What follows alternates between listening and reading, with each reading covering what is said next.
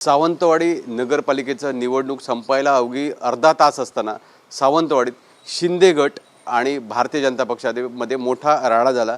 हा राडा नुसता त्या रस्त्यावर नव्हता तर पोलीस स्टेशनमध्ये गेल्यानंतर सुद्धा राडा झाला। आणि यानंतर बोलण्यासाठी आपल्यासोबत संजू परब आहेत, शिंदे शिवसेनेचे जिल्हाध्यक्ष आहेत आणि त्यांच्यावर सुद्धा गुन्हा दाखल झाला आहे।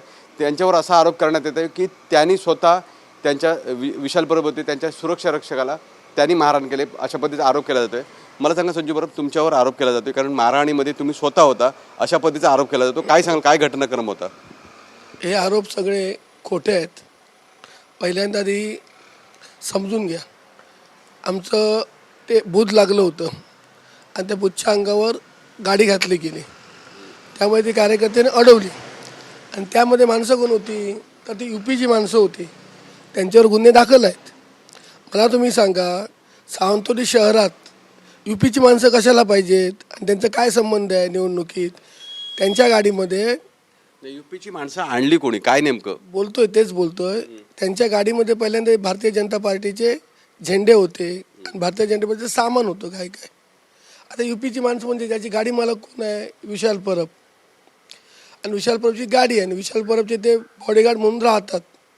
त्यांचं पोलीस स्टेशनमध्ये त्यांनी त्या संदर्भात माहिती दिली आहे का? आणि त्या बॉडीगार्ड बरोबर पहिल्यांदा सांगायचं म्हणजे पोलीस होते त्या गाडीत पोलीस असताना कार्यकर्ते गाडी अडवणार?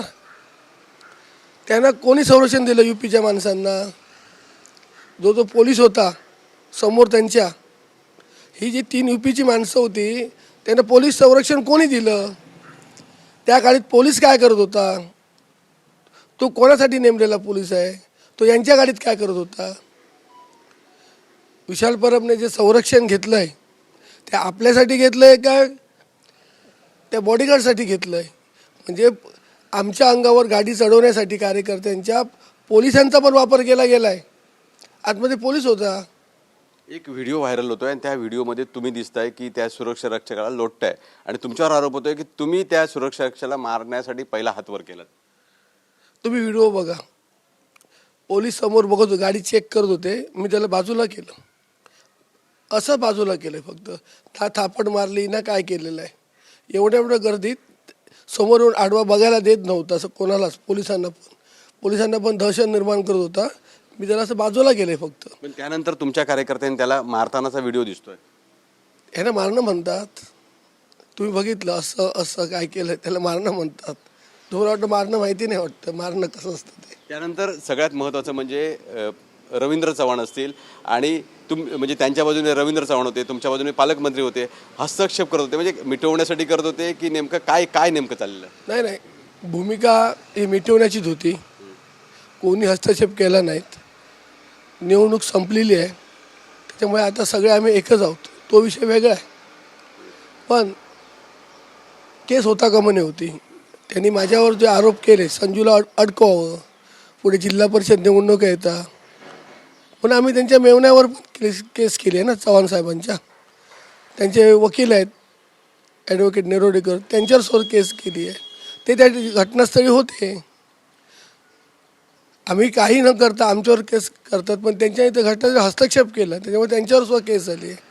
अगदी सत्तेतले 2 पक्ष, शिंदे शिवसेना आणि भारतीय जनता पक्ष, तुम्ही इतर वेळी एकमेकांच्या खांद्याला लावून काम करता, निवडणुकीत मात्र झटापट, एकमेकांवर अंगावर धावून देणं, अशा पद्धतीचे प्रकार पाहायला मिळाले। एकही व्हिडिओ नाही आहे आमचा कार्यकर्ता भाजपच्या कार्यकर्त्यावर अंगावर जातानाचा। फक्त जे आहेत, ज्या बॉडीगार्डने अंगावर गाडी चढवण्याचा प्रयत्न केला त्याच्या अंगावर गेले असतील। तुमची आता नेमकी मागणी काय आहे? कारण तुमच्यावर तर गुन्हा दाखल झाला आहे। ही गाडी आहे, विशाल परबची गाडी आहे, जी गुन्ह्यात आता गाडी जप्त केलेली आहे। ती गाडीवर कारवाई झालीच पाहिजे, ती झाली, पोलिसांनी केली। त्याप्रमाणे गाडीचा मालक कोण, त्यांनी ती गाडी कशासाठी त्यांना दिली होती, नेमका त्याचा उद्देश काय, या कारणासाठी विशाल परबला अटक करावी ही आमची मागणी आहे। तुम्ही म्हणता विशाल परबला अटक झाली पाहिजे। विशाल परब यांना अटक करण्यासाठी तुमची पुढची काय असणार? पुढची म्हणजे तुमच्यावर गुन्हे दाखल झाले, तुम्ही पण 40-50 जणांवर गुन्हे दाखल, तुमचं पुढचं काय म्हणणं? बघा, मी गुन्ह्यांना घाबरत नाही। मी आयुष्यभर या गोष्टी मला माहिती आहेत काय करायच्या त्या। मी काय कोणाला मारलं नाही आहे की कोणाची चोरी केली नाही आहे। लोकांसाठी लढताना गुन्हे होतात, त्यामुळे त्या गोष्टीचे मी काय घाबरत नाही, कोणी काही सांगू दे. अगदी शेवटचा प्रश्न, निवडणूक खूप अटीतटी झाली, सावंतवाडीच्या नगरपालिकेचा निकाल काय लागणार? कारण अगदी बघितलं तर दीपक केसरकर यांचा हा बालेकिल्ला समजला जातो. कशा पद्धतीचा निकाल असेल काय वाटतं? निश्चितपणे 21-0 मी परत सांगत झालो, 21-0 होईल. म्हणजे विरोधकांना अगदी तुम्ही चारही मुंड्या चित करणार आहात. प्रत्येक गोष्टीत पैसा चालत नाही हो. महत्वाचं पैसे वाटप झालं, काय मताचा काय रेट होता?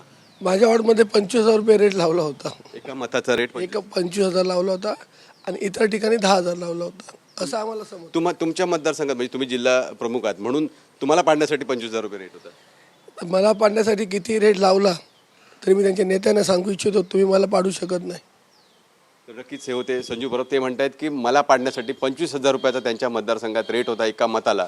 आणि त्यांचं म्हणणं आहे की भाजपचे नेते आहेत विशाल परब, त्यांना अटक झाली पाहिजे. जोपर्यंत विशाल परब यांना अटक होत नाही तोपर्यंत आपण ही जी मोहीम काढली ती थांबवणार नाही. विकास गावकर, TV9 मराठी, सिंधुदुर्ग.